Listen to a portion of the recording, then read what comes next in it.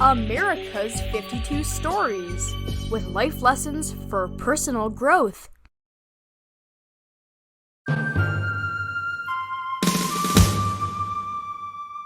George Pickett. He was writing a love letter to his fiancée just minutes before the famous attack that immortalized his name. Since he anticipated the coming attack across this field as a moment of greatness for himself, he was now in the grips of a dangerous fantasy. He felt a bit giddy, but in no way did he imagine that he would be trapped in the middle of one of American history's most dramatic turning points.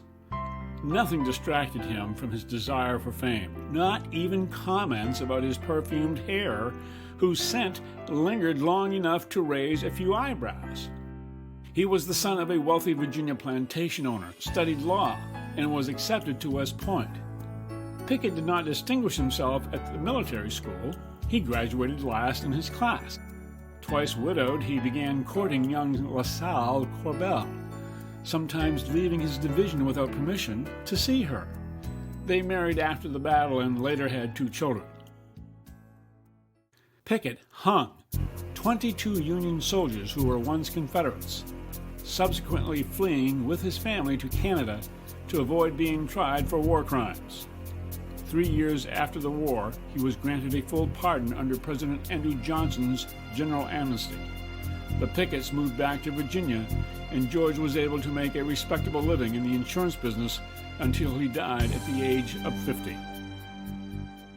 Before Gettysburg, Pickett had never led a full division into battle. Anxious to win accolades for himself, Pickett's charge was planned to scare and confuse the enemy enough so that support units could follow up and quickly move in and do their destruction. It began as what many Union veterans said later was a grand parade that turned into an all-too-easy shooting gallery, resulting in Pickett's forces being massacred under heavy fire. As his surviving men limped back from the disaster, he sent one of his aides to his commander, General Longstreet, pleading for immediate support. The aide was instructed to tell Pickett that the support he expected was not coming, that the battle was lost. In modern colloquial terms, Pickett was being thrown under the bus. When the charge was over, Lee approached Pickett to ask the whereabouts of his division. Pickett's response sounded the agony of a broken man. General Lee, I have no division. Distraught by the results of the battle, this romantic-turned realist wrote to his future wife 3 days later.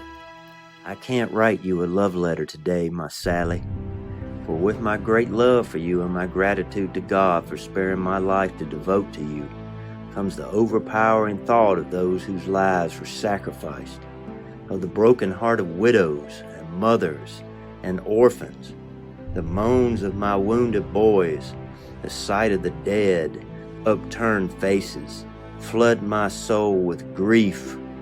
And here I am, I whom they trusted, whom they followed, leaving them on the field of carnage. George Pickett was the only rebel general at Gettysburg who never received praise or mention from Lee, either in his official reports or in post-war reminiscences. Pickett never forgave Lee for what happened at Gettysburg. Some years later, and immediately after an uneasy visit with Lee, Pickett complained to an old friend. That old man had my division slaughtered at Gettysburg. After a brief silence, the friend replied, "Well, it made you immortal."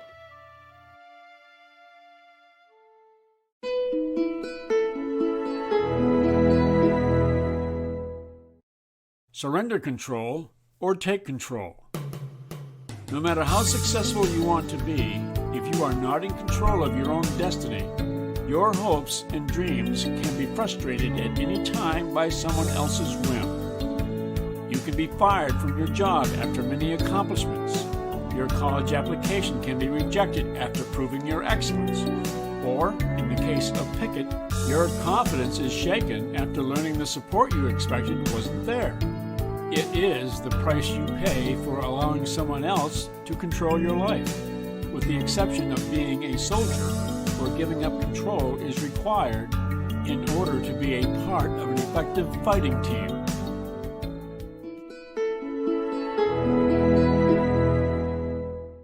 Ask for help, but plan for none. When Pickett saw that his troops needed support at a most crucial point in the battle, he was not so stubborn or delusional to believe he could go it alone. Before you begin any organized and long-term activity, seek agreement with your plan from your superior and view any support as a bonus.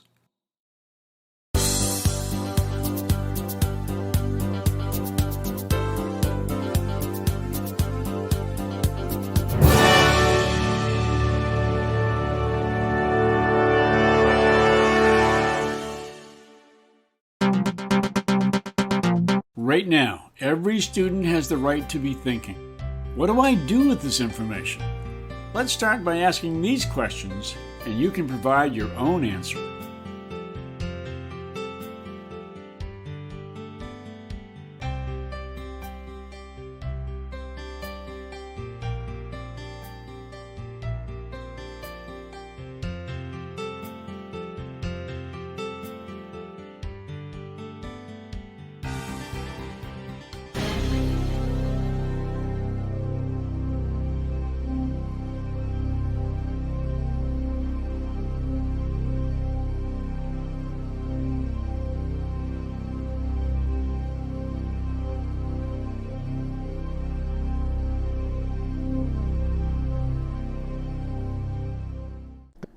Thank you for watching this video.